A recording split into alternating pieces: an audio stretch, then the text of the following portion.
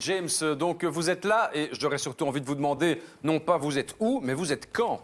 Ben oui, écoutez, de Warzé, tout à fait. Alors, tout ce que je peux vous dire, c'est que ça pue autour de moi. Les gens sont très vilains. Le paysage est apocalyptique. À un moment, je me suis dit, mais est-ce que je suis chez de Warzé ou quoi ici? Qu'est-ce que c'est que ce bordel? Eh ben, en fait, non. Enfin, plutôt oui, puisque nous sommes au Moyen-Âge de Warzé. Donc, très exactement, en 1348. Comme ça, vous êtes qu'est-ce que c'est que ça?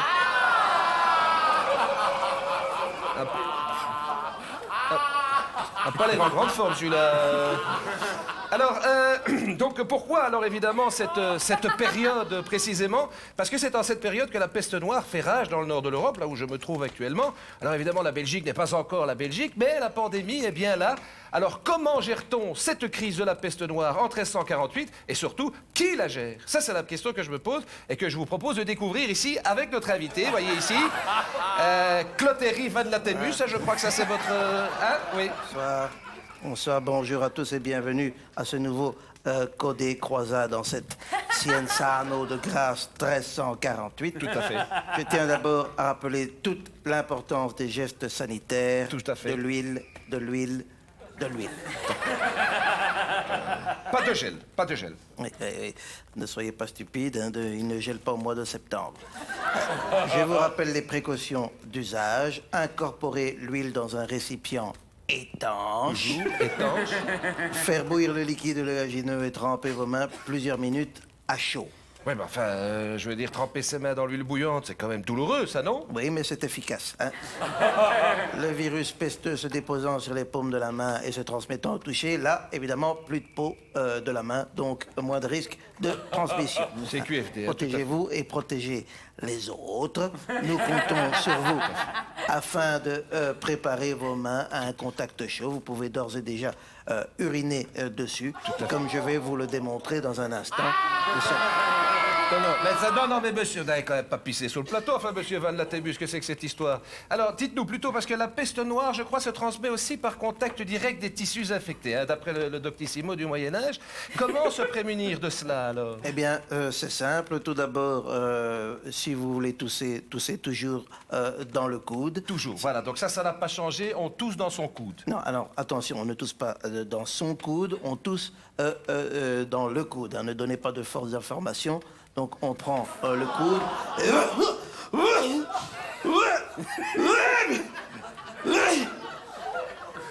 Voilà. Donc, le coude arraché à une personne saine de miasme, hein, voici, et je tousse dans le coude. Voilà, c'est sans risque. Et ensuite, je jette le coude après utilisation, hein, tout simplement. Alors, c'est comme une espèce de mouchoir jetable, alors. Oui, en effet, mais ici, c'est un coude jetable, puisque ce n'est pas un mouchoir, d'où le nom. Sinon, on aurait appelé ça mouchoir jetable. Ici, c'est un coude jetable, donc ça sert à rien de dire... Qu'est-ce qu'il est con, ce James. C'est fascinant, fascinant. On n'y avait pas pensé à cette histoire. On n'y avait pas pensé. On n'y avait pas pensé, mais si vous avez régressé au fil du temps, ça, c'est votre problème, hein. Voilà. Bon, allez, on va rester dans le concret. Je dirais cette sortie de crise. Alors, vous l'estimez pour quand? Alors, bonne nouvelle, d'après les derniers chiffres, oui. Nous devrions en avoir terminé avec cette vague de peste d'ici à peu près 40 ans. Il y a d'espoir, alors. Il y a d'espoir. Oui, mais il est important que la population continue à bien privilégier les gestes pont-levis. Surtout les ponts-levis. Exemple, on se bat à l'épée assis. Oui. Et à plus d'un quart de toise de distance. Toujours. Lors des pendaisons, on respecte les bulles lors du spectacle. Tout à fait. Et pas plus de 3 pendus par gibet. D'accord. Surtout s'il pleut des cordes. Qu'est-ce que ça a à voir? J'ai pas compris l'histoire des Il y en cordes. a un qui a compris dans le public. C'était de l'humour, hein? C'était de l'humour. Et de voir, d'être pas le seul, hein? Je vois qu'on s'amuse plus dans le futur, c'est regrettable, hein? Voilà. Alors, moi, ce que je me pose comme question, c'est comment vérifier que vous êtes atteint de la peste noire? Comment on le sait? Eh bien, c'est simple. Si votre visage est parsemé de bubons pesteux... Oui, oui. Vous lavez. Il ressemble un petit peu à la fripouille, quand même, celui-là. Je pense qu'il a quelques bubons pesteux. Et Alors, donc, il l'a. D'accord. Et qu'est-ce qu'on fait, alors? Eh bien, le contaminé doit quitter son foyer, ensuite aller très loin dans la forêt, Oui. choisir une clairière de bonne taille, Oui. ni trop grand, ni trop de bonne taille. Très bonne taille, très belle taille. Prairie de très un- belle taille. Très belle taille. Oui. Comme une très belle taille. Une taille tout à fait standard. Belle Pré- taille, mais standard. Préparer un bon bûcher. Oui. L'allumer et se jeter dedans jusqu'à combustion complète. C'est un petit peu radical, ça, comme méthode. Comment Le bûcher, c'est Oui. un petit peu radical comme Oui, méthode. oui. Mais une majorité de la population adhère à ces mesures, mais il semblerait néanmoins qu'une infime minorité de concitoyens tente de s'y soustraire, hein, ce qui allonge évidemment l'épidémie et ne permet pas au reste des concitoyens de reprendre leurs activités. Hein.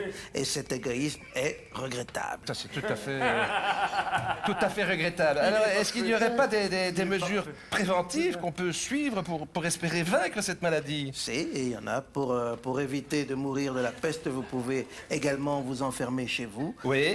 Et vous cloîtrer, seul, sans sortir pendant plusieurs semaines. Voilà, mais alors, comment on fait pour ne pas mourir de faim si on s'enferme pendant plusieurs semaines?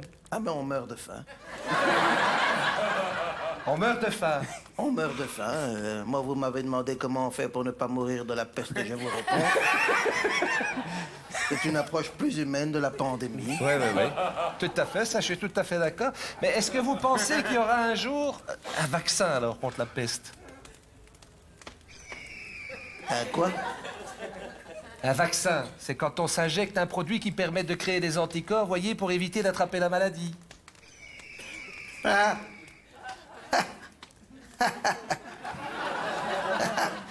Je ris. Il est bon public. Il est très très bon public. Vous êtes un sacré ménestrel, hein, vous êtes impayable. Merlin l'Enchanteur nous avait dit une sottise pareille en nous disant que les personnes âgées, c'est-à-dire entre 25 et 28 ans, seraient prioritaires. Oui. Ben, il est où ce Merlin l'Enchanteur, alors? Où est-il? Bûcher numéro 4. Pardon? La fumée noire, là-bas, vous voyez? Ah ben, vous pouvez pas le rater. Hein. Mais Merlin, c'est celui qui sent le vieux pneu brûlé. Hein. C'est vrai que ça sent le pneu brûlé. Bon, ben écoutez, de Warzé, vous voyez, on apprend quand même des choses extraordinaires ici. C'est formidable, vraiment, hein? Alors, Qu'est-ce que c'est que cette histoire de peste noire à la con, putain? Non, moi, ça me pète les couilles, hein? J'ai l'impression de vous connaître, vous. Ah ouais, moi, c'est Johannes Marie Bigardus. Ah, ben voilà, c'est ménestrel, ça. ah ouais. Bigardus. Écoute, on va pas me faire avaler n'importe quoi, mon pote. Tout ça pour une maladie bénigne que personne n'attrape. Moi, je suis sûr que les sanatoriums, Oui. ben, ils sont tous vides et qu'on nous raconte des couilles. Et puis quoi, après, on va nous dire quoi? Hein, que c'est des rats qui nous ont refourgué la maladie? Ah non, parce que c'est les puces. Ah, des puces! Ah bah tiens, comme par hasard! Moi, je suis certain que cette histoire, c'est uniquement pour nous greffer des puces qui vont nous permettre de nous suivre à la trace. Ça, c'est l'autre enculé du seigneur de la Macronie, hein. C'est un vrai enculé, hein. Bon, d'ailleurs, tu viendrais pas à mon spectacle, un de ces quatre? Ah ben si, ça a l'air très drôle, votre spectacle, pourquoi pas, tout à fait, oui. Parce que j'ai un sketch super. Alors, Oui. c'est un type qui a sorti dans un parchemin Oui. et qui a dit qu'il y avait une chance sur 1 million que tu te fasses mordre par une pipistrelle enragée, tu vois. L'angle est bon, l'histoire de la pipistrelle, Ah ça a ouais. l'air d'être... Mais vous savez qu'il va falloir un peste sanitaire maintenant pour... Comment? Ah bah attends, moi je refuse le peste sanitaire, hein. Tu m'entends? Non, peste sanitaire, merde!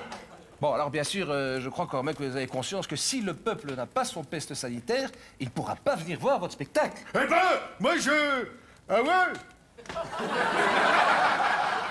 Oui, au peste sanitaire, hein. Oui, quand même. Ah bah c'est bien, c'est ce qui me semblait. Alors vous l'aurez compris, de voir Putain. les siècles, au revoir monsieur, les siècles ont beau avancer, la science ouais, fait des progrès, même si certains esprits restent malgré tout encore bloqués au Moyen-Âge, et c'est dommage. Allez, à vous l'antenne, de Jim, je pense que ce serait quand même mieux si vous observiez une quarantaine, parce que je pense que vous venez de faire quelques cas contacts à haut risque. Hein. Ah bah pas besoin, je suis vacciné contre la peste, hein. Bah, comment avez-vous fait? Bah j'ai mis 2 doses dans une peste, hein.